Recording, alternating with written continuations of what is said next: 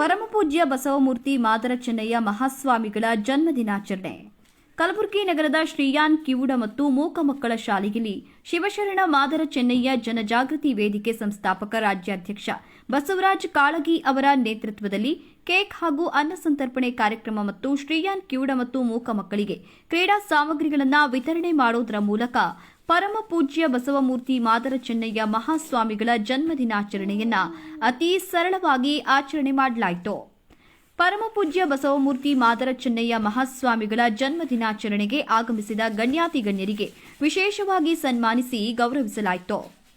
ಈ ಸಂದರ್ಭದಲ್ಲಿ ಶಿವಶರಣರ ಮಾದರ ಚೆನ್ನಯ್ಯ ಜನಜಾಗೃತಿ ವೇದಿಕೆ ಸಂಸ್ಥಾಪಕ ರಾಜ್ಯಾಧ್ಯಕ್ಷ ಬಸವರಾಜ ಕಾಳಗಿ, ಚಿಂಚೋಳಿ ತಾಲೂಕಿನ ಅಧ್ಯಕ್ಷ ಮಚೇಂದ್ರ ಶೇರಿಕರ, ಸಮಾಜದ ಮುಖಂಡರಾದ ನಾಗೇಂದ್ರ ಬಾಡಲ್, ರವಿ ಕಂಟ್ರಾಕ್ಟರ್, ಶ್ರೀಯಾನ್ ಕಿವುಡ ಮತ್ತು ಮೂಕ ಮಕ್ಕಳ ಶಾಲೆಯ ಮುಖ್ಯಸ್ಥರಾದಂತಹ ರಾಜು ಶಕಾಪುರ,